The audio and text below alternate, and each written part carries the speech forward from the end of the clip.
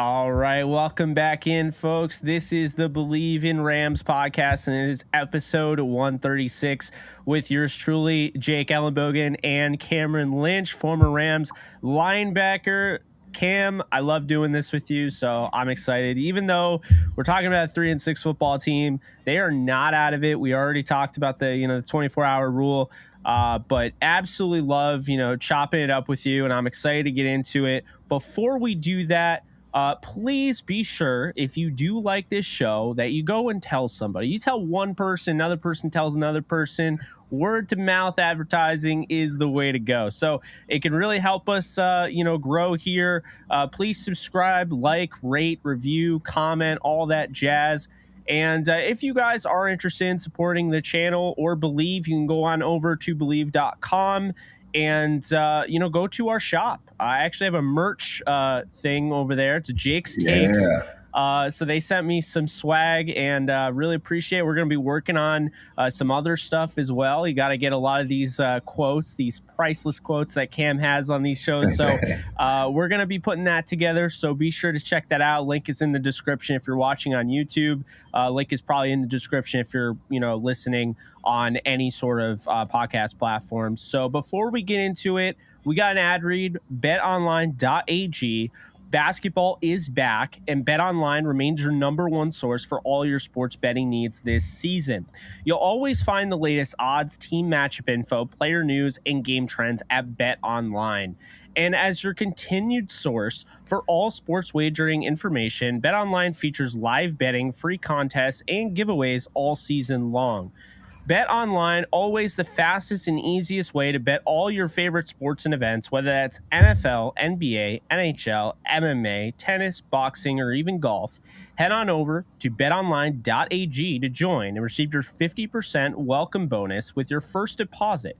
Make sure to use promo code Bleav to receive your rewards. BetOnline, where the game starts. So, Cam, the podcast is starting. We're ready to get this thing going. I know you're chomping at the bit, so I'm going to just throw this burning question at you.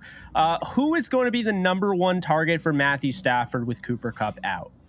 We know the answer to this, Jake. We know Allen Robinson is that guy. When Cooper Kupp was in, we talked about it all the time, right? Cooper Kupp was always extremely hot. Allen Robinson, we need to get him to at least boiling. So now Allen Robinson moves from the side chick to the main chick, right? The main chick, Cooper Kupp. He's recovering. All love to Cooper Kupp. He's crushed it this season. It's, we always talk about this, the next man up, the next person up. And so Allen Robinson is the guy. Rams paid him a lot of money, so it's time to shine. Also, too, there's the great supporting cast as well. So you got the Van Jefferson, the Brendan Powell, Atwell, and Skronik. So, making sure to involve those guys in the pass game. Tyler, Higbee as well. He's a guy that's been a great staple for the Rams. So that's the way to go. Allen Robinson from the side chick to the main chick, the main receiver for the Los Angeles Rams. Hey, man, I agree. I do think that Tyler Higbee is going to be a dark horse in this one because we already saw his target share is way up there, unlike anything we've really seen from Higbee, right? This season's been going well for him, although I've seen him a little banged up the last few weeks, getting up a little gingerly, after making a catch. They used him a lot last week with John Wolford. I do think that Allen Robinson has to be, like you're saying, the main chick. It has to be. Because when you have that big playability, you have a guy that can go up and high point the football and win at the point of attack. To me, that's the guy that you need. If you're in the red area, that's who I'm throwing to. And I think they're going to do that.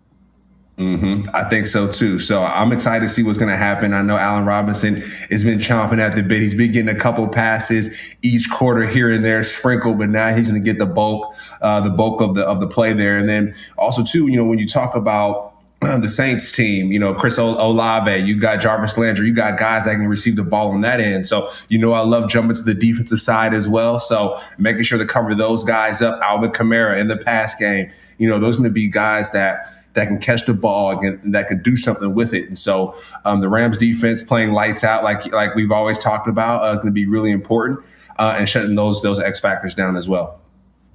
No, I absolutely agree with you. I think starting with the Rams offense, 30th in DVOA, but I mean 32nd in all of our hearts right now. I mean, let's be honest here. The Saints defense, 16th in DVOA, are going to be without Marcus Davenport, going to be without Marshawn Lattimore, are going to be without, Cam Jordan. I mean, this team has so many issues going on. I feel like they're mirror to the Rams, but more so they're banged up on the defensive side. Well, let's be honest here, Cam. They've also been banged up on the offensive side. They don't have Michael Thomas. Their whole offensive line seems to be really makeshift, just like the Rams. Seems like a really golden opportunity, like we kind of already discussed, last episode, for the Rams to get back in the win column. And let's be honest here, you can say all you want that this season's over, but we over here at Bleav in Rams don't believe that, right? Not until there's a 0% chance. All the analytics have, like, all the computer simulations, it's down to 0% chance of them making the playoffs. So Cam, I'll say this: run the damn ball. I know you purpose, like, you can't decide that, but I'm saying this to the Rams: run the damn ball. I mean, we might as well name this the Run the Damn Ball podcast. I already mentioned that in the last episode, because Najee Harris had success last week, and I have a tremendous amount of respect for the guy. I like Bama. I love Najee Harris. I like what the Steelers are doing, getting him, but they really haven't been able to run it with him this year, and he finally got into a groove against the Saints. And with all these injuries, I just don't think there's an excuse, Cam. I know we talked about this week in and week out since we started this show. There's no excuse this week. You're not winning football games. Run the damn ball. Yes, and Good Morning Football, they have the scepter, right, for the angry runs. The Rams should aim to get that scepter, right? Henderson, he's now the main chick. So let's go ahead and get Henderson the scepter. I mean, run the ball. And then we talked about Kyren Williams having that flash, coming out of the backfield, catching the football. Let's see what we can do there. Cam Akers, we have elite running backs on the Rams side of the ball. We believe in the Rams, right? This is Bleav in the Rams podcast. So let's go ahead and believe in these running backs. Run the ball. I mean, come on, let's figure it out, because, like you said, the Saints defense, they're banged up. Let's get a chance. I saw Najee running over the safeties and the DBs for the Saints. Let's simulate that. Let's do the same thing, here for the Rams. And it's funny that you talked about the Rams and the Saints kind of going through the same things, watching the Saints versus the Steelers, seeing the Saints defense crush it, applying pressure to the quarterback. And the Rams are going to see that this week as well. Also, too, when it comes to the Rams defense, forcing the Saints to turn the ball over. Andy Dalton back there, he will give it up, right? So will we see Jameis this week? I don't know. But the Rams defense continue doing what they've been doing. And then the offense, run the ball. We got some boys back there. So come on, Bleav in the Rams. Let's go. Yeah, I like that. Bleav in the Rams. Come on, let's go. Exactly. I think sticking with the offense here, I think you got to diversify the passing attack with Kupp out. Get Robinson 100% involved, make him the main chick, but there's no need for like Tutu Atwell. All right, Cam, I'll be honest with you. Tutu Atwell better not be a healthy scratch this week, or I am going to say something, because come on now. This is the time. He's the second-round pick in 2021. He's got that deep speed. He's already won over the top against one of the premier corners in the league in Trayvon Diggs. I mean, what else does this guy have to do? I know he may not be showing out in practice, and that probably has a lot to do with it. But some guys just aren't practice players. I know that's not really an excuse, but when a guy is contributing and he is your most explosive play, aside from all, if you take away Cooper Kupp, like, the last explosive play they had on that level was Tutu Atwell, and he's been, a healthy scratch. So I understand, you probably want to get some Lance McCutcheon involved, right? This guy that showed up, UDFA, who had a really good preseason. The fans absolutely are chomping at the bit to see him, because there are a lot of fans that are calling the season over and they just want to see the young guys. But I actually think that he could help them. I think you just got to diversify this room, though. You can't just be all about A-Rob. You can't be all about Skoranek or Van. I think you got to get, maybe get some Powell involved, definitely get Tutu Atwell involved, and definitely see maybe, Jacob Harris is out of elevation, so you have to sign him to the roster. But maybe they do something like that and they get him involved. I think this is a golden opportunity, and it's an exciting opportunity in a sense, because, Cooper Kupp's great. and for one of the best receivers to ever play the game already. But now you get a chance to see some guys that may not have had that opportunity before. And Bleav in another your one I'll players. point out. Bleav in Yeah. your guys. Come on. Yeah, exactly. Another guy I'll mention, Cam, number 88, Bryson Hopkins. I mean, this guy stood out.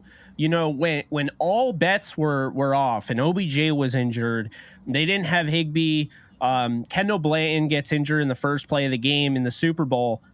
I mean, let's not forget Bryson Hopkins had to make 4 crucial catches to help them win that Super Bowl. I mean, we talk about Henderson helping. He kind of gets left out and doesn't get a lot of respect. Bryson Hopkins does not get a lot of respect. And I don't think he gets a lot of respect from the team because they haven't really used him much in the passing game. Yeah. So like we talked about last episode, getting away from the bad habits, right? A lot of times the Rams, they started off strong last week against the Cardinals, changed things up a little bit, had Skoranek in the backfield. And it was like, okay, this is nice. And then McVay went back to the old habits. And so changing things up a little bit, right? Like you said, Bleav in your guys, throw a mixed bag in there, have Matthew Stafford complete passes to different receivers this time. You can't throw the ball to Cooper Kupp every time, and he's not going to be able to. And so let's diversify that portfolio. You know what I mean? Let's not bet on the same stock every time. Let's change this up a little bit. And so no FTX. No FTX, my man. I mean, let's invest in some real estate. Let's invest in some businesses. Let's do different things when it comes to just the Rams offense, because like you said, there's a lot of players that can play ball. And me just being an undrafted player myself, right? Like I've always wanted that chance to show, hey, like I'm on this team for a reason. I work out in the off season. I work out during the season. Like, let me put that to work. And so, like we saw at the end of the Cardinals game, right? With when it came to Wolford passing to Jefferson in the end zone, that touchdown, like, he was crying on the Cardinals Hard Knocks. He was crying to his dad because he's like, man, I finally scored, and like they finally see me, they finally believe in me. And so instilling that belief and that energy into all the receivers, all the players on that offense is only going to make the Rams that much better. I absolutely agree, Cam. And when I saw that video, I'm glad you brought that up because we've seen that before, right? Not Hard Knocks, but we've seen like mic'd up or whatever. And, everyone has a field day. The media has a field day because it's Sean Jefferson versus Van Jefferson. And that's just awesome in general. But they're never he's never that emotional. And you've dealt with injuries before, so I'm sure you understand the emotional aspect of it. But, I felt like there was more to that. Right? Like I felt like it's kind of everything that just kind of piled onto. I mean, I know they just lost the game. That probably had something to do with it. It's been a tough year for him. He went through the the second half of last year, didn't complain, didn't make a big deal about it. But we found out later on the entire second half of last year he was hurt. And, then he's in the Super Bowl and, Jesse Bates goes up and takes the ball away. And that was a crucial point right before the half. Where, he had a chance, Stafford gave him a chance, and he just didn't seem like Van Jefferson, right? He just didn't seem like himself. And, then we hear rumblings before the year. The worst possible news is that, well, not worst possible, but pretty bad news. When you're not expecting this, all of a sudden they're like, yeah, Van Jefferson might not play week 1 against the Bills. And you're like, what? That's not good. And then all of a sudden it turned into, Van Jefferson's going to go on IR. And it's like, I don't like this. I don't like where this is trending. And I just feel bad for the poor guy because, you put in all that work to get back. And by the time you get back, they're already 3-6, or 3-5 or whatever. And it's like, I feel like the competitor in Van is just like, what can I do to help them win? And so getting in the end zone, he felt like he was contributing because that game had to have been tough. They really were in it, but the offense just went stagnant and they didn't really use him a lot. And I know McVay spoke on that, but I was a little surprised to not see him use. It's probably because he's a little bit behind the 8 ball and they're not running the offense the same way they were running it last year because of all the injuries. So I think that has more to do with it, but I don't know. I want to get your thoughts though. One quick thing about that too, right? Oh, yeah. Like one thing that, our coaches always used to tell us, especially the undrafted guys, is you can't make the club in the cold tub, right? When you're hurt, like you have to be available. You have to be available. And a lot of times, whether you're undrafted, whether you are drafted and you're contributing to the team, it's hard to do that when you're in the cold tub all the time, recovering and, getting healthy. And so for Van, he was doing a lot of that, right? He was, last year, he was probably in the cold tub a lot, trying to get healthy for games and whatnot. And then prior to the season. So being available is extremely important. And the fact that he's available now, he's healthy, it's only going to encourage him that much more. So I wanted to add that into the piece there because I think that's extremely important. No, I absolutely agree with you, Cam. And what I was going to ask you is that as a former player, and I apologize, I don't remember, not saying you didn't have any, I don't remember you having a catastrophic injury. Could be wrong. You did not, right? You were pretty healthy, but you did get banged up. What is that like mentally, where maybe you miss a game or two and you're thinking, especially as a UDFA, the mindset where like, man, no one drafted me. No one believed in me. Then I signed with the team and I worked my tail off and now I'm on the active roster. Like, what? Obviously, it's different because Van is a second rounder, but just from your perspective, what is that like mentally to suffer an injury in a game where it's not a cutthroat business? I mean, it is to an extent, but you can lose your job. Like even Jameis Winston across the other sideline lost his starting job. What is that like as a player? Yeah, so the best way I explain this to people, being injured in the NFL is like having a car that's out of commission, right? And yeah, I know that hurts, right? Because everyone's had a car where it's like, that hurts hey, my mom, soul, Cam. hurts his soul, right? You ain't gonna hurt, right? And so I'll go see Beyonce there. I love Beyonce, if you couldn't tell. But when it comes to your car being out of commission, like think about it, right? Like you have to call an Uber more often than not. You have to rely on your friends and family to take you around. And so in the NFL, like when it comes to being injured, that's like having quote unquote a Ferrari, right? When you're a professional athlete, you're a Ferrari or whatever you want to car you want to call it. But it's like having a flat tire.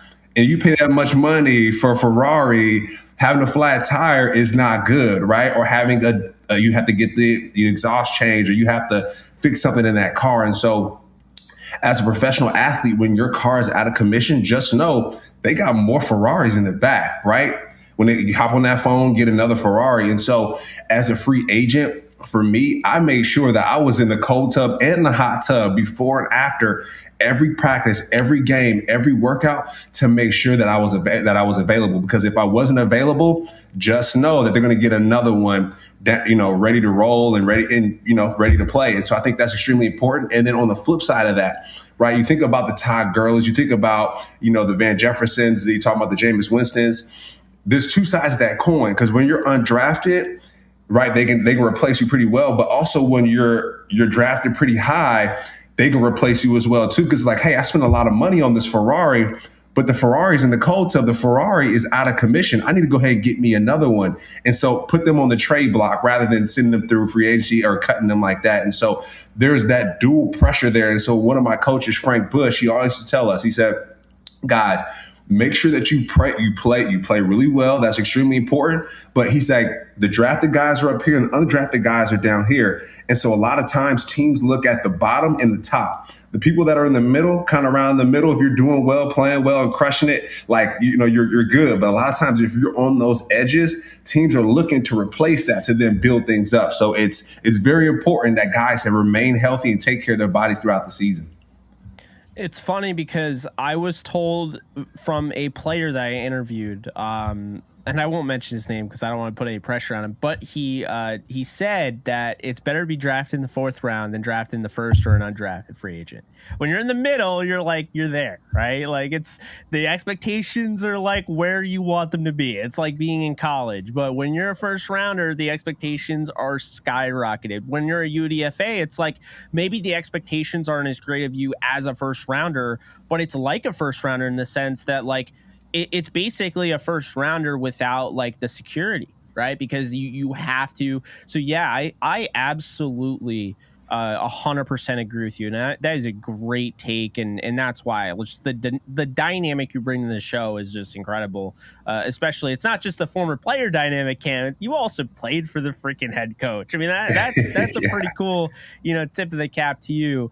My next thing with the offense here, build up the resume, man. Build up the resume. Like if you're able to run the ball consistently and you're able to throw the ball, just because you want to do or the screens are working and all that, like stop with the gimmicky stuff. Like if you clearly can throw the ball deep down the field, take a deep shot, like throw it down the field. If you feel like that's not there, then use the intermediate game. If the intermediate game isn't there, use the short, but like don't just force it to your receivers in bubble screen situations.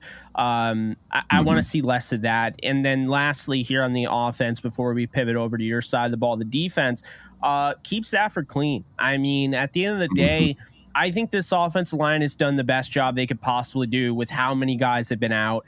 I see a lot of people like talking about going after Carberry. I don't know what Kevin Carberry can do. You go into the season with this 5 in mind. You have picked this 5. You've coached and you've watched everybody in practice, and you have decided, obviously Sean McVay has input, but you have decided that, hey, these are our starting 5 going into week 1 against Buffalo. We're ready to run it back. And then everybody gets hurt. And it's like, well, how is that on Carberry? He's working with what he can. So, I want to get your thoughts on that, though. Like, what are your thoughts in essentially based on, diversifying, we already talked about, but building the resume, like, you know what I mean by that? Like opening up the play action passing. How important do you think that is to take down the Saints, this banged up Saints defense? Yeah, that's going to be big because the Saints are going to blitz, right? And so that play action is going to cause them to redirect whatever they're doing. Their blitz path, like, hey, it's a play action, run this way. I'm blitzing this gap. But, oh, snap, Matthew Stafford's rolling out this way. And so I think that's going to be really important to throw them off a bit. And then also, too, like you said, protect Matthew Stafford. I think that's going to be really important. I mean, my man's coming off concussion protocol. Health and safety of your starting quarterback or any quarterback or just any player in general is extremely important. And so making sure that he's clean, right, so he can make great decisions and protect the football. And so that play action pass is going to be big. Making sure, like you said, Bleav in Tutu, throw the ball deep down the field. That's going to be clutch as well. Henderson running that football. And that's the way that you can protect Matthew Stafford is run the ball, right? Run the ball. And we're going to be blue in the face by the time we finish this season of podcast, but run that Every ball. meme, man. It's every meme with yelling, like loud noises, like the Office meme. That's just us, like, run the ball. That's it. And so, if we run that ball, Matthew Stafford's protected, then you can open up the playbook there, diversify things, get Higbee the ball. I mean, it's going to be a more well-rounded team. And I think we always talk about this. People don't sleep on special teams. Riley Dixon, warm that leg up, young man. Get ready to go because Cooper Kupp is out. There's going to be some changes to the offense a little bit. So Riley Dixon is going to be crucial in flipping the football field so the defense can get out there, make a stop, and hopefully, pin the ball down on the other side of that 50. So then Matthew Stafford doesn't have to work so hard to score points and to be successful. So it's going to be extremely important there. Yeah, I mean, I would say the same about Matt Gay. I mean, he's got to keep doing what he's doing because he's been great. When they get him into his area, which is 55 yards and under, I mean, he's almost automatic. So, you got to keep him up. But now with the defense, Rams rank 15th in DVOA. I hate that because, I mean, they should be so much higher. But, that game against Arizona wasn't great, and it does hurt. The Saints offense is 23rd in DVOA, so not great on that side. I don't know why Andy Dalton's starting. I have respect for him.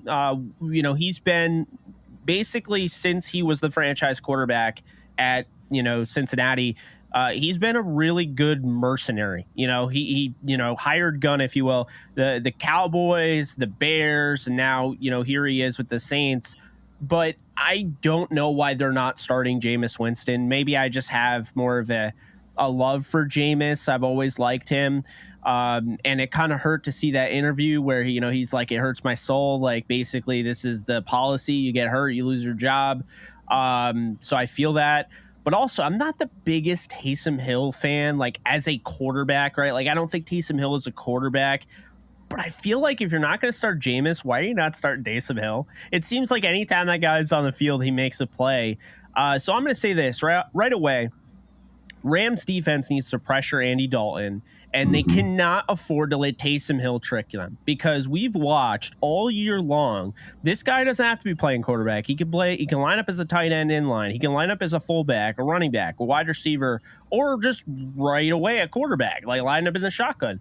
And he's making plays. It's like, as much as I don't like him as a pure passer at quarterback, I respect him as a football player, and man, he'd be the greatest football player ever if he was in the Leatherhead era, because that guy is unbelievable with the ball in his hands. I mean, he's electric. It doesn't make sense, Cam. Everybody sees number 7 on the field, and yet they can't stop him. It's like watching Garoppolo. Everyone knows he's going to throw to the middle, and no one can stop him from throwing right up the middle, So what are your thoughts on that? Obviously, it's stupid, right? You have to pressure the quarterback, but I feel like more so you really have to stop yourself from allowing Taysom Hill to trick your defense. Yeah, you're right. Taysom Hill. So I played against Taysom Hill, right? When I was at the Buccaneers, he's one of the better athletes that I played against in the NFL. I mean, the man plays special teams, so punt protector, right? So he's sitting behind the rush and protecting the rush. Crazy. Like, that's kind of wild. Like, your backup quarterback protecting a rush, like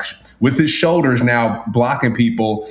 That's crazy. He's on kickoff, like punt return. He's on all these special teams. And then he goes and plays tight end, quarterback, receiver. Like what? What can you not do? So if you want to say Mr. Football, like, he could be that guy. He's a lot of respect for him.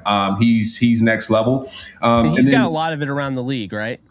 A lot of respect around the league. I mean, at first, okay. So when we first saw Taysom Hill, he was returning kickoff returns. We were like, what? Like, who is this guy? Like, oh, what's number 7 out there? Get him out, right? But then you play against him, you're like, I get it. Okay. Like, I get it. The speed, the strength, the Mr. Football. Like, Taysom Hill, Mr. Football.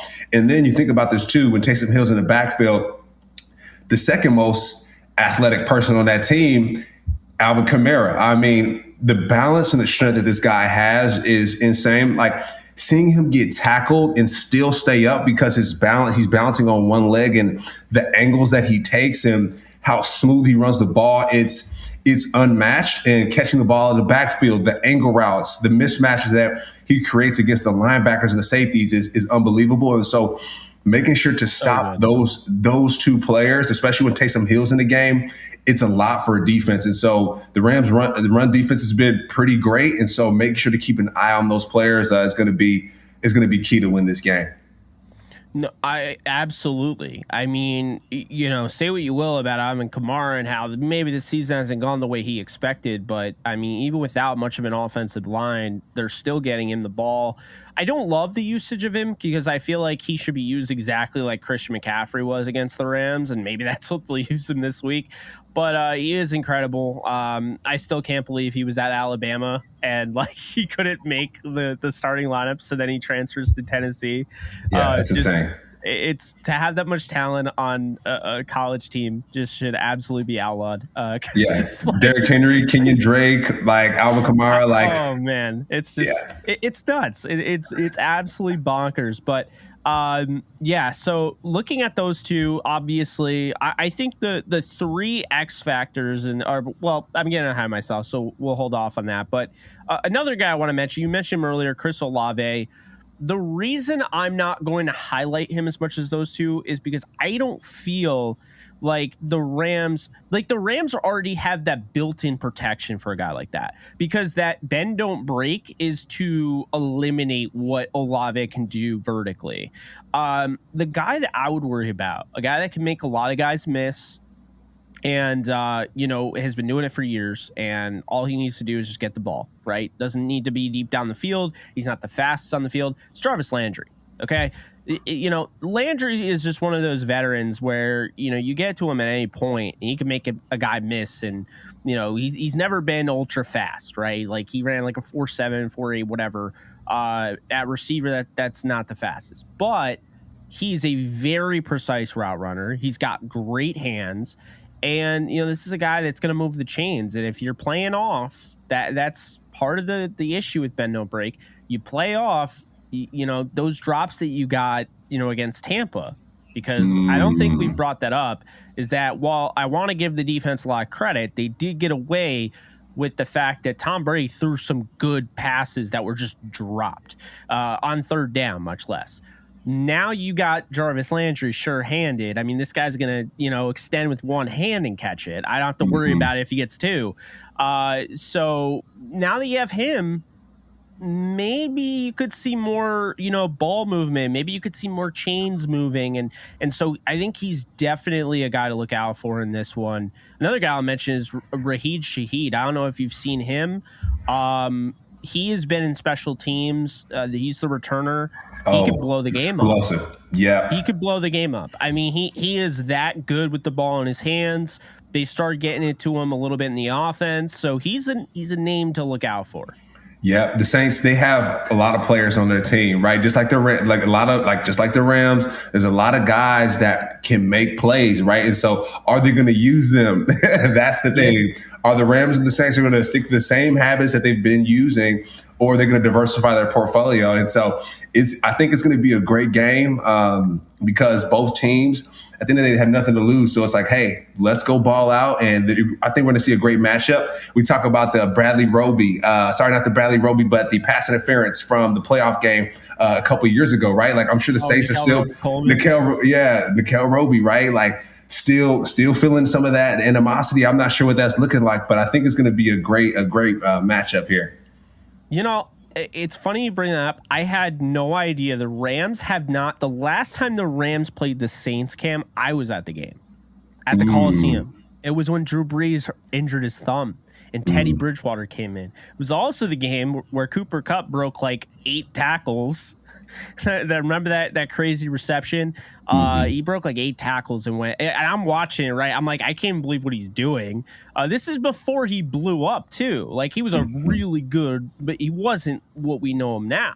And shout out to Robert Woods, who had 3 blocks on that play. But it's just funny because I didn't even realize, like, these two teams haven't played each other since 2019, and the last time they played in New Orleans was that game. So yes, there's definitely some animosity, and I didn't realize it until I went on a radio show earlier this week that's based in New Orleans, and basically they're like, oh, it's the first time they're matched up since the Saints game. Oh, unfortunately, not the best circumstances, 3-7 versus 3-6, and I'm like, oh crap, this is the first time since then. Yeah, they're gonna get booed like crazy. And the funny thing is, how many guys were on that 2018 team that are not on the roster? I mean, like, so who are you booing? You're booing the idea of the Rams. They're not wearing the same uniforms. They don't have the same logo. Yeah, they have the same coach. Yeah, they have the same coach, but it's like, like Aaron Donald is like the only. I mean, there's other guys there, but like Cooper Kupp isn't even playing. So,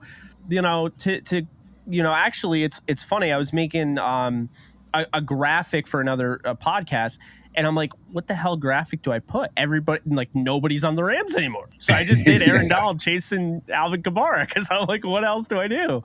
Yeah. But it's funny that you mentioned that because I didn't even think about that. Yeah, man. It's gonna be. I think it's gonna be a great game. Those feelings from the fan base, they're gonna be riled up, and they're gonna be bringing that topic up. You probably see it trending on Twitter. People talking smack, especially if the referees aren't doing well, right? I know the Eagles games, the referees weren't doing well, so I'm sure the referees are gonna be a hot topic this week. And so, referees, Rams, Saints, we'll see what happens. The Rams should troll them and sign Nickel Roby-Coleman. Actually, that would be hilarious. that would be really funny. That would be very funny. So we talked about the defense. One last thing I want to say before we get into the X Factors final, and then we'll wrap it up. I just wanted to say that if the Rams offense isn't there, Raheem Morris needs to be aggressive because now I think the defense has to play offense, essentially. They're going to need to be aggressive and create a turnover. I mean, I think we're at the point where this team's not creating a ton of turnovers because of the way they play. They're going to need to create a turnover if the offense isn't doing anything. It's really that simple. Yeah, defense is gonna have to score. We talked about it. Like defense is gonna have to score. We're gonna have to see Bobby come through. Right. I talk about it every podcast, but Bobby Wagner needs to be that guy. Demario Davis is that guy for the Saints. You know, watching the Saints and the Steelers play, Demario Davis is blitzing. You hear his name, all pro, X, Y, and Z. I want to see the same thing for Bobby Wagner. It's going to be like who's the best linebacker, right? Which one's going to be higher in the Hall of Fame class? Like that's what I want to see. And Bobby Wagner has his work cut out for him. Alvin Kamara is no slouch, so it's going to be a shootout when it comes to the Saints and to the Rams, and great linebacker play, which I always love seeing. So I'm super excited for the game coming up this Sunday. Oh, absolutely. And now getting into the X factors real quick on both sides. I'll start with the Rams. I'm going to go with Kyron Williams as the X factor for the offense. I just think it's a no-brainer. We saw a little bit of what he could do at the end of last week. That's always kind of evident that, all right, maybe they're going to use him next week. Get his, feet, out from under him and everything. So, I think he's going to be the X factor there. On the defensive side, I'm going to say a guy, and this is more of a shot in the dark here. They haven't used him in a while. I'm going to say Jacoby Durant, because this is somebody that made plays when he started against the Falcons, when he was in there. He gets hurt, like we talked about. I mean, a big, emphasis on this podcast has been about injury, right? And he gets hurt and he loses his job, essentially. And now I feel like as a rookie, he's trying to find his way back. I think there's been enough time that has elapsed that you can finally start to see him. David Long struggled. We talked about that. It's time to let the kid play. He was great the last time he played. Let's see Jacoby Durant get out there and make a play. So that's what I'll say for the Rams. For the Saints, and then I'll throw it over to you. For the Saints, I'm going to say for offense, this is tough for me, but I'm going to say Raheed Shaheed, because I think they're going to use him on offense. When you're a 3-7 football team, and that doesn't have a first round pick, mind you, you are going to try everything, out there to try to figure out ways to win. And I think Shaheed's going to be used a little bit in the offensive game. And I think he's an X factor. And then the defensive side, I'll probably just go with who you just mentioned. Actually, his name just totally Demario Davis. To me, with Werner out, that's a significant loss. He is a surefire tackler, and I just feel like at the end of the day, you have Davis. You could probably also go with Tyrann Mathieu in this one, because you want to make you want to get some turnovers if they're going to throw deep down the field. He's got that range, he's got that ability. Actually, screw it, I'll say the Honey Badger. So I'm going to go with the Honey Badger there for X Factor. But what are yours, Cam? Nice, definitely. So I'll keep with the Saints. Demario Davis, seeing him play is next level. He's always going to be an X Factor anytime he's on the field. So I'm going to go Demario Davis there on the defense. And then the offense, got to go Chris Olave. The man is playing lights out right now, catching the football really well. So the Rams are going to make sure to keep an eye on him at all times. So those will be my two X factors for the Saints. And then for the Rams side, I'm going to go Van Jefferson. He finished off strong last game. I think he's going to carry that momentum. I think this is his time to shine. So I'm going to go Van on the offensive side.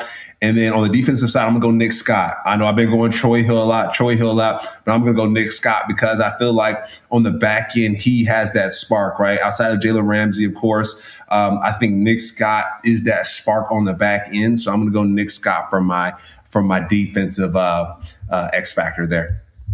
I like it. So we're going to wrap this up. But before we do, final predictions. What do you got, Cam? Yeah, I'm going to go final score here. I'm going to go 21-17 Rams. I believe in the Rams. I'm going to pick the Rams every time there. So 21-17 Rams for me. So I'm going to be a troll here, and I'm going to say 23-20. The Nice. same score, I believe, the same score that the Rams beat the Saints in the NFC title game. No, I have nothing against the Saints, and any Saints fans watching, I understand your frustration, so I'm not saying anything like that. But no, I just think it'll be 23-20. I see 3 field goals and 2 Allen Robinson touchdowns in the red zone. So, Cam, I think, we're going to get our wish. I think Allen Robinson's going to be featured. He may not have all the yards in the world, but I think he's going to get 2 touchdowns. If this is a, 4-catch, 48-yard and 2 touchdown game, that's a win for A-Rob. At least you're getting him, the ball when it counts. Premium touches are huge. I expect Darrell Henderson to be used, quite a bit in this one. Maybe not just running the ball, but also as a receiver, as well as Kyron Williams. I think they're going to try to get Akers involved as well. But we'll see. I'm hoping we get some Tutu Atwell. We get some Jacoby Durant.